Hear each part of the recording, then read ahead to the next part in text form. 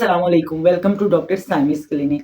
आज एक मेडिसिन है और आज ये जो मेडिसिन के ऊपर हम डिस्कस करने वाले हैं, ये मेडिसिन आज की जो मेडिसिन है उसका नाम है क्रोटिसोन।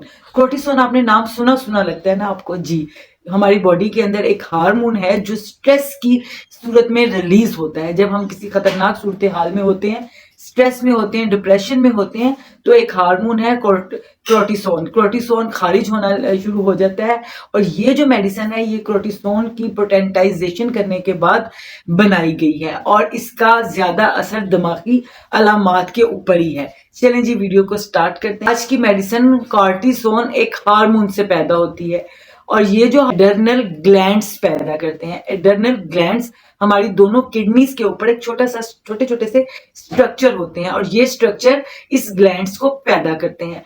अब होता क्या है कि जिस वक्त हमारी बॉडी किसी ऐसी कंडीशन में आती है जिसमें वो हाई अलर्ट होती है या उसको कोई खतरा लाहक हो सकता है, तो ये हार्मोन रिलीज होता है। ये हार्मोन हमारी बॉडी के अंदर खुद से ही पैदा होता है और वो पैदा होने की वजह ये कंडीशन है, स्ट्रेस कंडीशन का स्ट्रेस में आना और इस हार्मोन का रिलीज होना सिंपैथिक सिस्टम कहलाता है। लेकिन जिस वक्त हमारा बॉडी रिलैक्स होता है, उसको किसी किस्म का खतरा नहीं होता है, तो इस कंडीशन को पैरासिम्पैथिक कंडीशन है। जब आप किसी बीमारी में मुब्तला होते हैं तो उस बीमारी को खत्म करने के लिए आपको स्टेरॉइड्स का इस्तेमाल करना पड़ता है। जब आप थोड़े ज्यादा स्टेरॉइड यूज कर लेते हैं तो आपका इम्यून सिस्टम वीक होने लगता है। जब इम्यून सिस्टम वीक होता है तो आपकी बीमारी जो है वो प्रोलॉन्ग होने लग जाती है, जल्दी से ठीक होने की तरफ नहीं आती है। चलिए जी, अब हम देखते हैं कि इसकी सिम्टम्स, साइन एंड सिम्टम्स क्या हैं। इसकी सबसे पहले इसकी माइंड सिम्टम देख लेते हैं, इसकी दिमागी अलामात देख लेते हैं। कार्टिसोन का जो पेशेंट है वो बहुत ही अग्रेसिव है, बहुत ही गुस्सीला होता है, बहुत ज्यादा इरिटेबिलिटी है, हाइपर एक्टिविटी उसके अंदर पाई जाती है, उसके अंदर मीनिया पाया जाता है, उसके अंदर बाइपोलर डिसऑर्डर पाया जाता है। और मीनिया वाली कंडीशन जिसमें पेशेंट को इस कदर शदीद गुस्सा आता है कि वो गुस्से की हालत में पागल होने लगता है।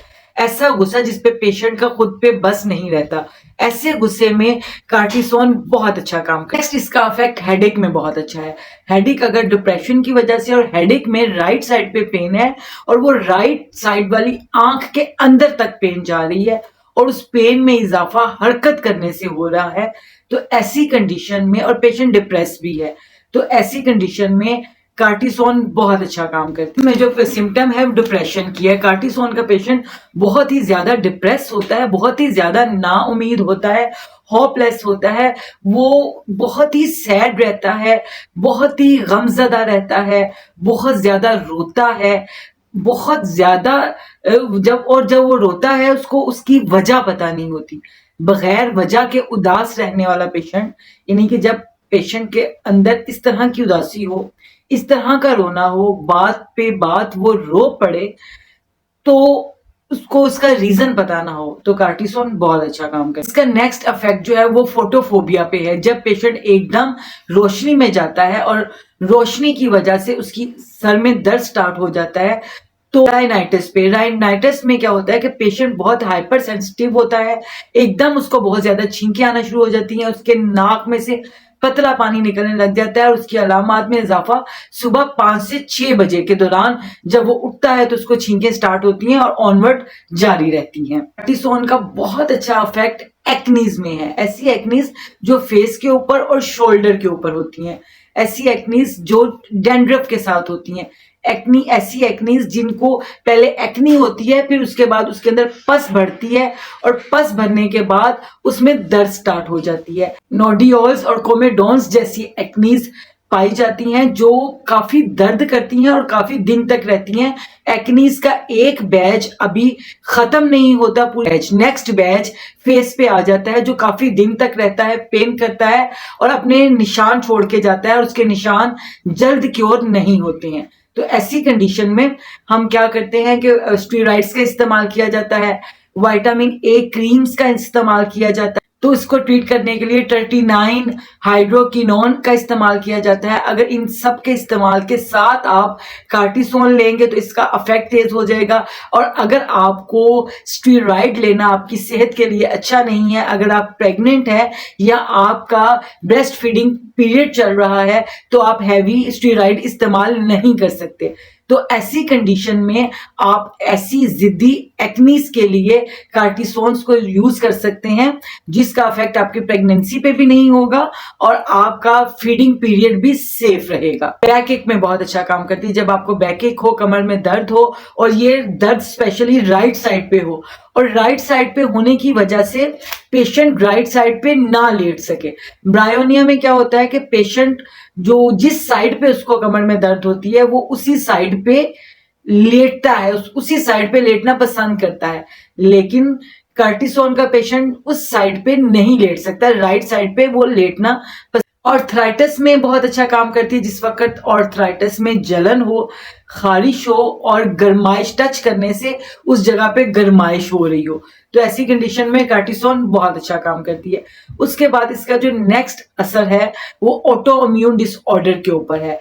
ऑटो इम्यून डिसऑर्डर में स्किन सरफेरिस्ट है, स्किन के ऊपर इसका बहुत अच्छा अफेक्ट है। डिसऑर्डर में स्किन डिजीज के ऊपर ये बहुत अच्छा काम करती है। ऑटो इम्यून डिसऑर्डर वो होता है जब हमारा इम्यूनिटी सिस्टम ही हमारे खिलाफ हो जाए, यानी कि घर का बेटी लंका ढाए।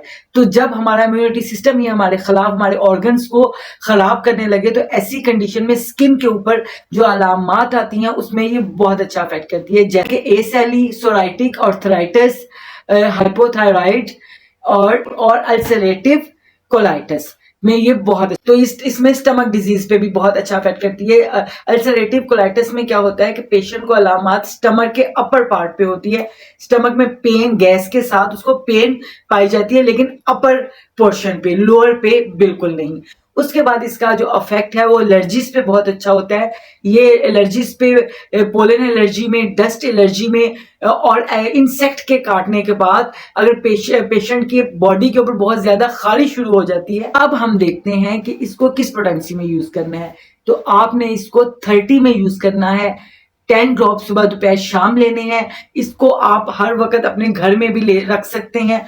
कोई भी सिचुएशन आती है, एकदम आपको गुस्सा आने लगता है, एकदम आप आपे से बाहर हो जाते हैं, आपके घर में कोई ऐसा बंदा है जो जिसके गुस्सा उसके कंट्रोल में नहीं है, तो फौरी से पहले इसके ड्रॉप्स यूज किए जा सकते हैं। और अगर आपका कोई इलाज चल रहा है तो उसके साथ भी आप इसको यूज कर सकते हैं। लेकिन अगर आप हार्ट पेशेंट हैं तो हार्ट पेशेंट जो है वो इसको यूज करने से पहले अपने डॉक्टर से मशवरा जरूर करेंगे। ये एक नई और अनोखी मेडिसिन की सिम्टम्स मैंने आपके साथ शेयर की। तो मिलते हैं इंशाल्लाह नेक्स्ट वीडियो में नेक्स्ट मेडिसिन के साथ। तब तक के लिए अल्लाह हाफिज। पाकिस्तान जिंदाबाद।